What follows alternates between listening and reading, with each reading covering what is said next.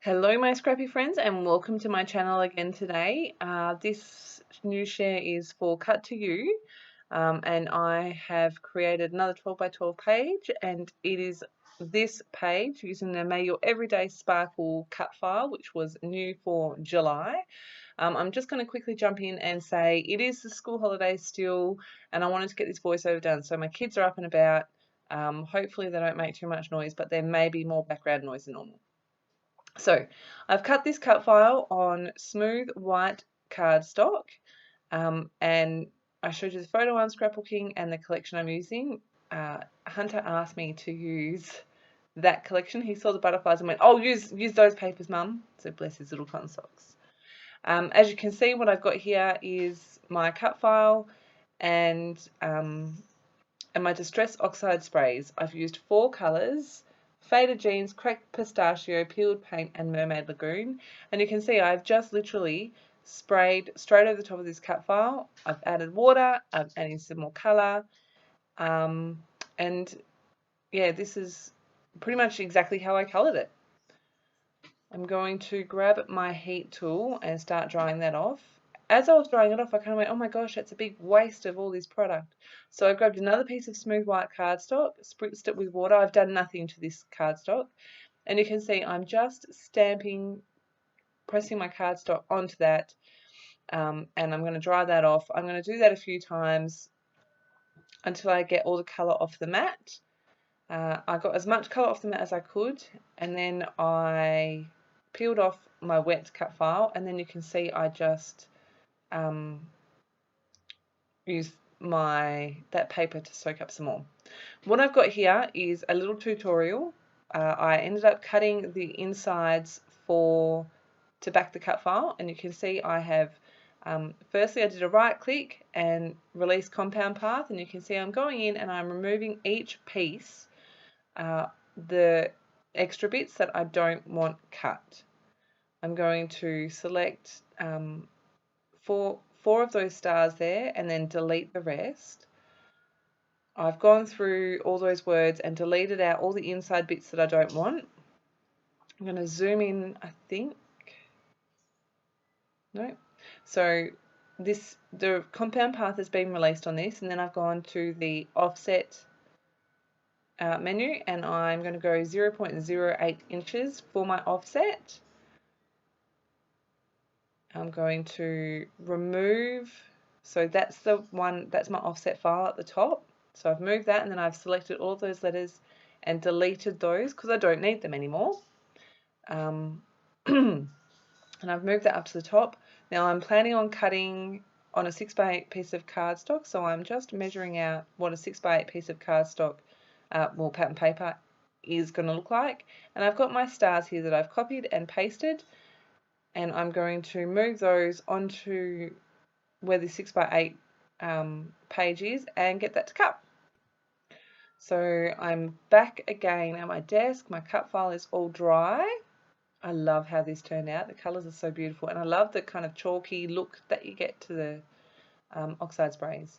This is the inside bit, and you can see that fits beautifully in there.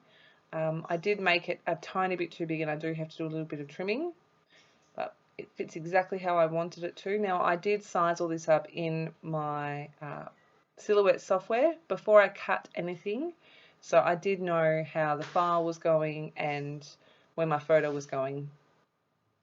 I've left a little bit of this in for you to see how because I used the quick dry, I've discovered that by the time I finish getting glue everywhere, it's often dry where I started. So I've started, excuse me, sorry. I've started now applying glue to one word, and I'm just, this video is only 2 times sped up. So I've done that to one word, and then I flip it, I grab the piece that I'm using to back it, I smoosh that on, flip it back over, and then I just use a cloth and dab up any extra glue that's smooshed through. Then I'm going to flip the file back over and then apply glue to the rest of the words.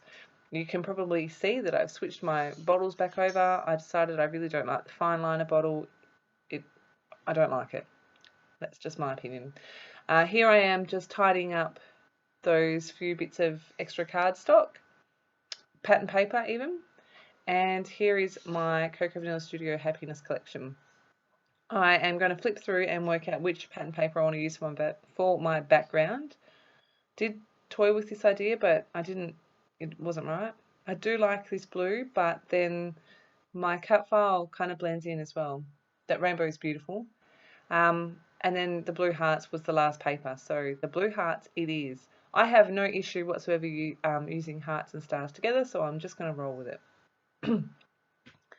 My intention originally was to make all these stars with different patterns and then use the ones I sprayed and the wood grain ones as extra like sprinkly bits along the page. But then when I picked this background, I really like the way these stars fit back into the holes. And I'm going to use those. I did think about cutting some more so that I could easily back the cut file, but I decided to use what I already had. I did only copy 4 of the different sized stars though, so I've had to trace them and hand cut some out. So they're all cut out and off to the side, I think. And I really want that cut file and the photo to pop, so I'm using some white gesso, and you can see I've just had to mix that up and separate a little bit, and then I'm using my tool to swipe it on there. I'm going to grab a paintbrush, and I'm just going to move the gesso around to fade out some of that background. I don't want it completely white, but I do want it to fade out just a little bit. And you can see that I've used a pencil to trace around, well, you saw a minute ago that I used a pencil to trace around where my photo and cut file were going. Now, you may see my head pop in and out a bit. I could not for the life of me find the pencil marks I did. Just couldn't do it. So I just kind of winged it. You'll see in a sec that I bring the photo and the cut file back in just to make sure I've got enough coverage. And that's why I've left this whole process in. It's not all that exciting, but I thought that you guys might like to see my whole process. So there's the photo, my cut file. I'm like, oh, I definitely need more down here. So I go back in and add some more. And I just keep doing that until I've got the coverage that I want on that whole area.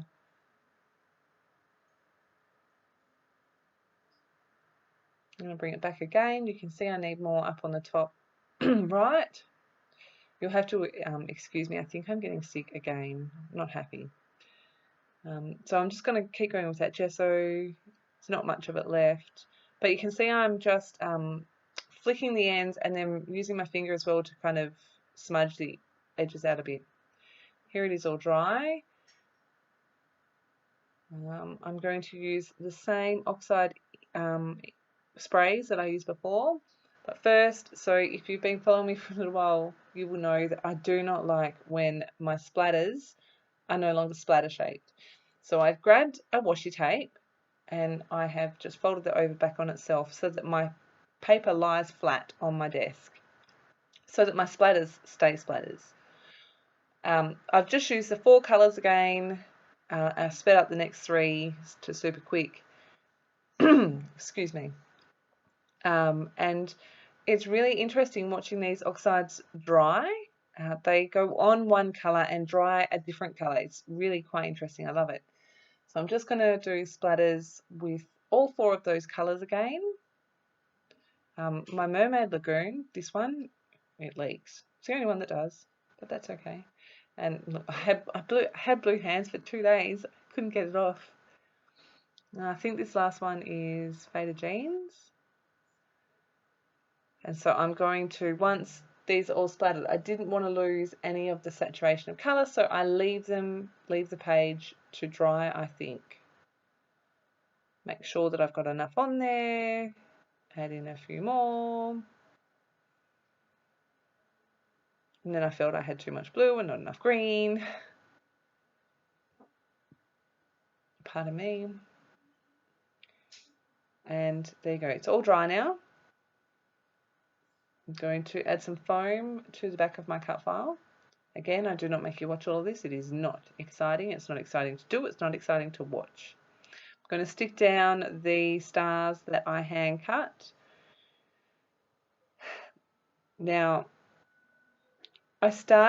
when I started putting foam onto the back of this cut file, I did start to put foam onto the back of the open stars as well. and then had a really blown moment and went, that's not going to work. Like, you're going to be able to see it all. And then when I went to, after I stuck it all down, I was like, oh my gosh, that was really stupid, because that would have been ideal. It would be easier than what you are currently doing. So you'll see that in a minute. I just trimmed off the branding strip. I'm going to put my photo on some vellum.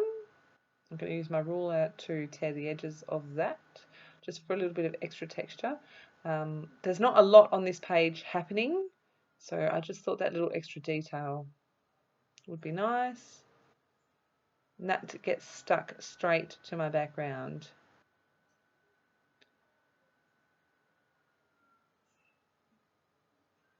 Happy with that placement.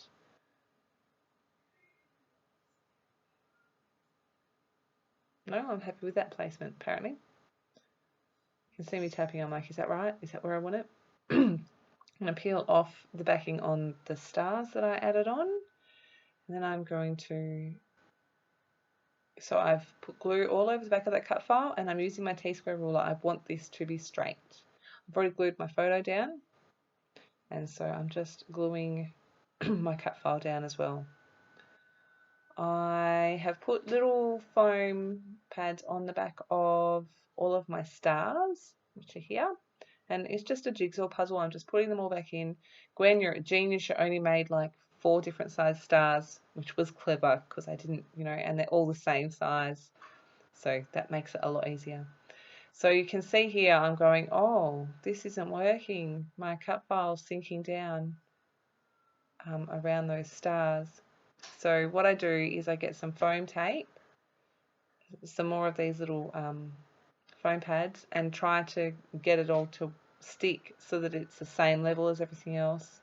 I do the best that I can, but if you are blonde like me and do the same thing and cut them so that they are not a little bit bigger, I absolutely recommend adding the foam to the outline of the cut file so that it's on the inside where it's going to be covered, and then it's much easier to stick down.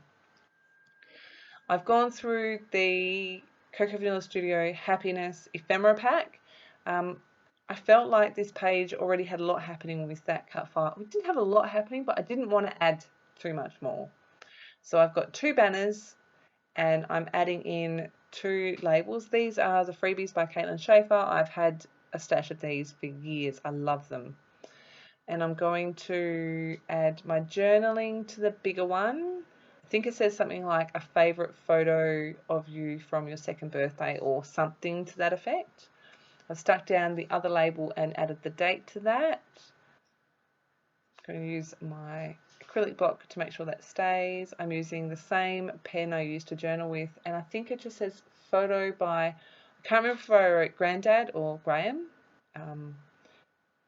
with 3 love hearts. And then my final touch, I'm adding in some of these gorgeous freckled fawn, tealy, aquary coloured glittery stars. I've had these in my stash for years and years and years. I love them. I'm hoarding them, keeping them for the right project. So I do get a few on a page here and there, but that is my page finished. I really love how this has come together. That cut file is absolutely gorgeous. May your everyday sparkle. I love it. Hunter is happy with my finished page as well, so I'm going to call that a win. I hope that you have enjoyed my video. Make sure you stop by the blog so that you can see all of not only my projects but the rest of the design team's projects. We've got some incredibly talented girls on the team, always have done, and Gwen does make beautiful, beautiful cut files. I love them. So as always, thank you for stopping by, and I'll see you in my next video.